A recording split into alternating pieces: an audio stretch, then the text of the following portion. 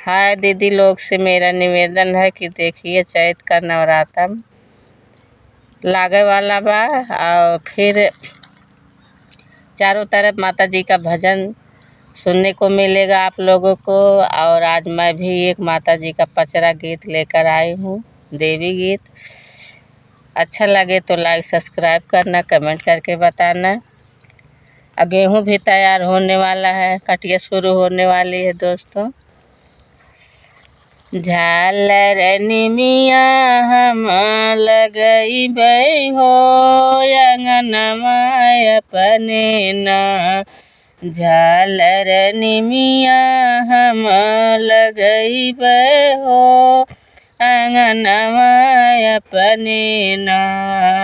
निमिया लगइबै लोटा पनिया ढर कैबै हो मंगनमा होय कैना। हो मंगनमा होय कैना। देवी माई आई है मोरे अंगनमा हो मंगनमा होय कैना।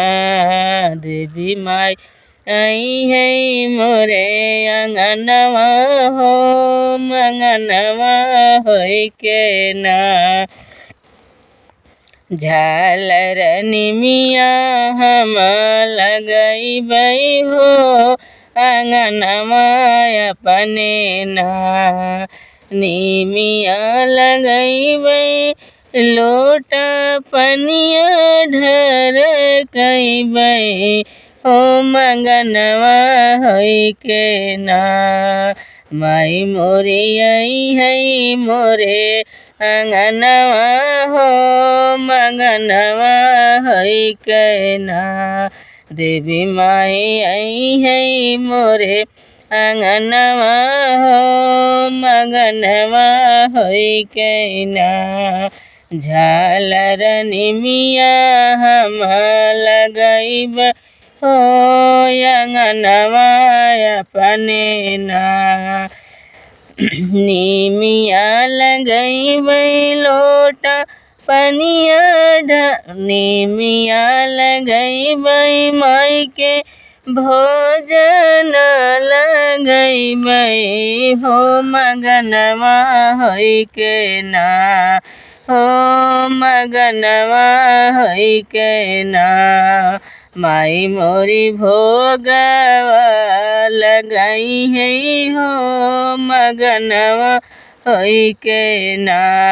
माई मोरी भोगवा लगई है हो मंगनमा होय कैना। माई मोरी खेलै घुना घुनवा हो अंगनमा बीचे ना। मैया मोरी खेलै घुना घुनवा हो अंगनमा बीचे ना। खेलतै खेलत मैया लौटी पुटी गईली हो कि टूटी गईले ना। हो कि टूटी गईले ना। मन के मांगी कई बेदियावा हो कि टूटी गईले ना। उनके माथे कई बेदियावा हो कि टूटी गईले ना। हे तनी की जुनिया मैया माफ हम कैला कि होतै भोरवाना। साजब तोहरी बेदियावा हो कि होतै भोरवाना। साजब तोहरी बेदियावा हो कि होतै भोरवाना। मैया मेरी खेल घुना घुनवा हो अंगनमा बीचे ना।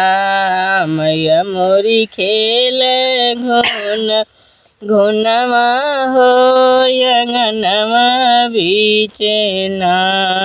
खेलतई खेलत मैया मोरी लोटी पोटी गईली हो हेराई गईले ना।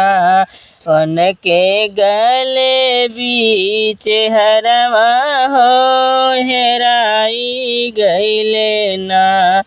उनके गले बीच हरवा हो हेराई गईले ना।